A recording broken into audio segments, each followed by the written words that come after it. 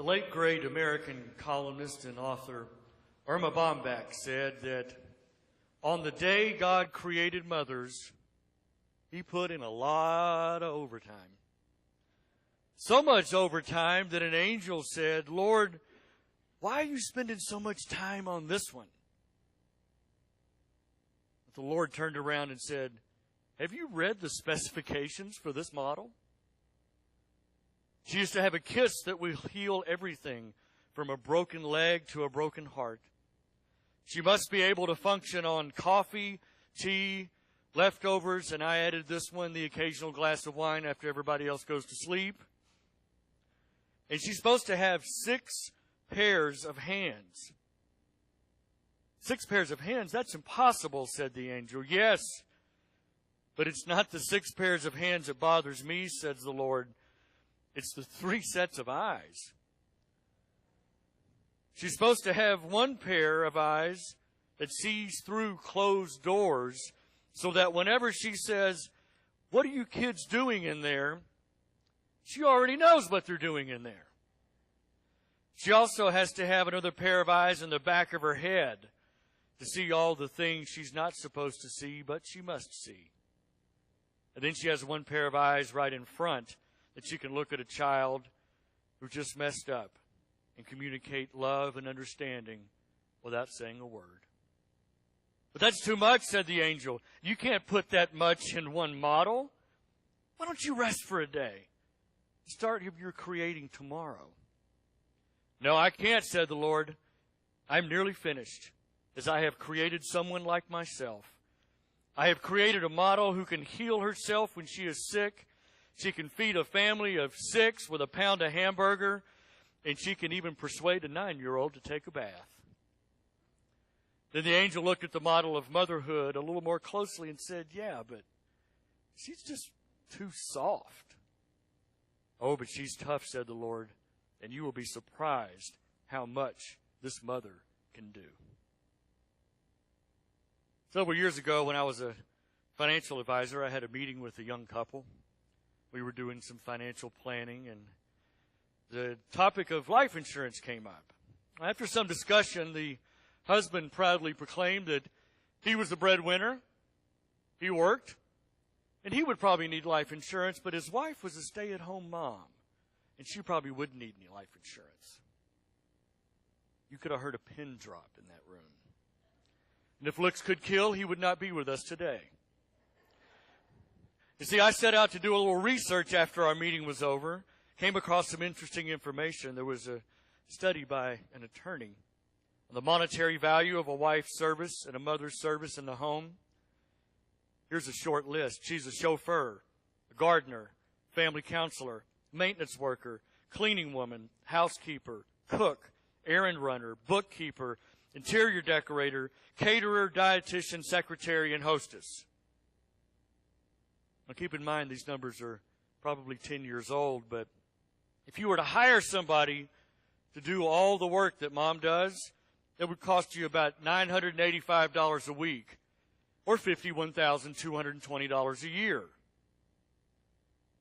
I sent this email to the young couple, telling them what I had discovered.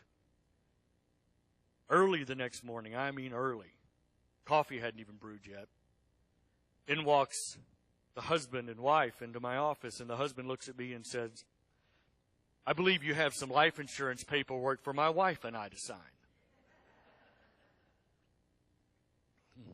In keeping with today's scriptures, I've compiled a few qualities that are praiseworthy of our mothers, wives, and women in our lives. Verse 11 says, "The heart of her husband trusts in her." In fact, not only can you trust mom to do something, but she usually thinks of it before you do. Moms have a 6th sense, don't they? How many times have you said, "Mom, can you," and she just waits for you to finish, and then she says, "I already took care of it." She does that because she's always thinking about us, and she's trustworthy and dependable. Verse 12 says, "She does us good all the days of her life." A mother does you good. That means she builds you up. And let's be honest, we're not always worthy of the good comments that they bestow upon us. Women have that unique way of telling their husbands and their children what they both need to hear, and always what they want to hear. Moms are the only people in the world who could watch their husbands or kids mess everything up and still smile and look at them and said, "Yeah, but you look good doing it." Verse 13 says she works with her hands. This concept is repeated several times through Proverbs. We see several images of mothers who work constantly to meet their family's needs. We're reminded that mom does the grocery shopping and then takes time to cook as well. This proverb reminds us that most moms these days work outside of the home. When was the last time you thanked your wife or your mother for sewing a button on your shirt, mending a pair of torn jeans, and cooking us dinner after she gets home from her job and her career? Verse 15 says, she rises also while it is still night. In verse 27, she looks well to the ways of her household. That tells us mom cares greatly for her family. We are so very thankful because she gets up in the middle of the night to care for a crying child. And I'm not just talking about newborns. I'm talking about those nights when the child wakes up sick, and you and I don't even know that she's gotten up until the next morning. We didn't know the child was crying, but mom did. Her ears were tuned into that child, and while we were still sleeping. Also, I think verse 15 really refers to early morning hours before the sun comes up. Mom's already up, preparing to get the kids ready to send off to school. I remember one morning when I was a child, my father came walking in, turned on the light, woke me up, said, "Get up and get dressed. It's time to go to school." And I thought, well, that's odd. Mom usually does that. So my brother and I get up, and we walk into the kitchen, and there's my father and sister standing there looking at each other. So the four of us stood there in the kitchen and looked at each other. And finally I said, "Where's Mom?" And Dad said, "Your mother's sick." Okay. So then we stood there and looked at each other. Until my brother, the smart one in the family, said, "So what are we supposed to do now?" My father said, "I have no idea." So he goes in to the room, and after some commotion, my mother walks out, not looking very happy.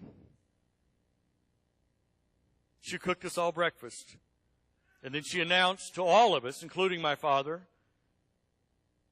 "Get dressed, brush your teeth, get your books, and then go get in the car, and your father is going to drive you to school." I firmly believe that if my mother had not gotten out of bed that day, that my entire family would still be standing in that kitchen in our underwear today.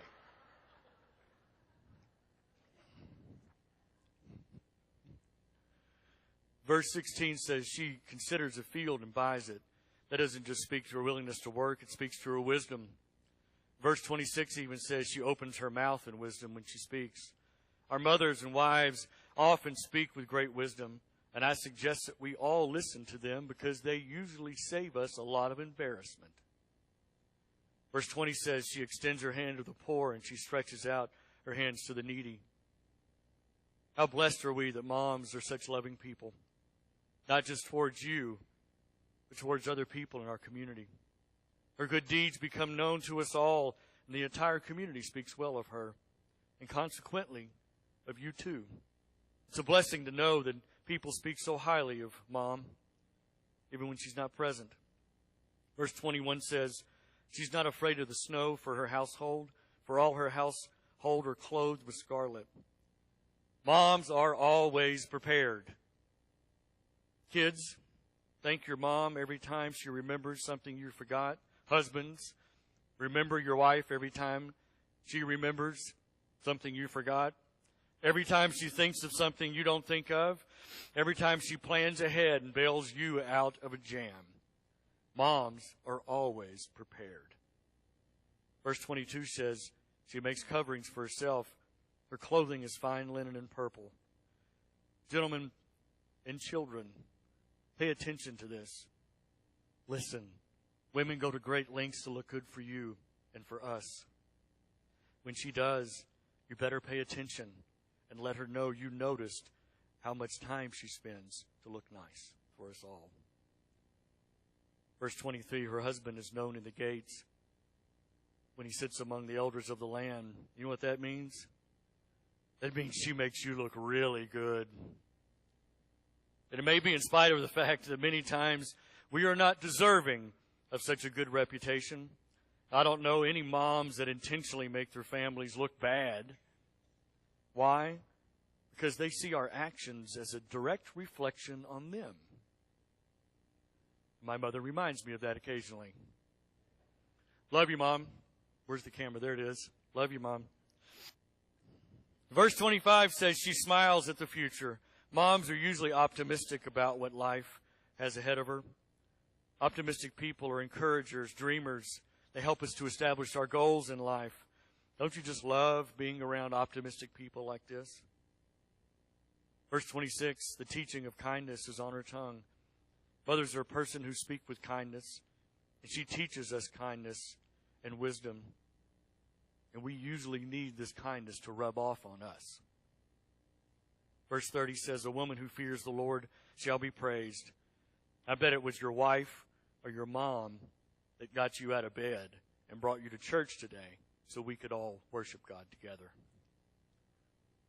And I'm going to finish today with a true story of incredible love from the Holocaust and the Second World War.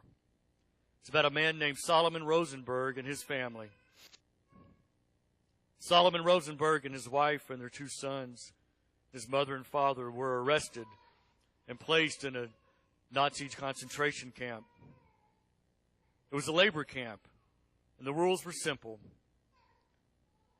As long as you can do your work, you're permitted to live. When you become too weak to work, then you will be eliminated. As they were old, Rosenberg soon watched his mother and father being marched off to their deaths. And he knew then that the next would be their youngest son, David, because David was always too frail to work. Every evening, Rosenberg came back to his barracks after his hours of labor and searched for his family. And when he found them, they would huddle together and thank God for another day of life. One day, Rosenberg came back, and he didn't see those familiar faces. But he discovered his oldest son, Joshua, in a corner crying. He said, Josh, tell me it's not true. But Josh turned and said, it is true. David was not strong enough to do his work. So they came for him and they marched him away. Where's your mother? Asked Rosenberg. Oh, he said, when they came for David, he was afraid and he cried. Mom said, there's nothing to be afraid of, David. She took his tiny hand and they marched off together. This is motherhood. Mothers, this is your day. And God bless you for being in our lives. Amen.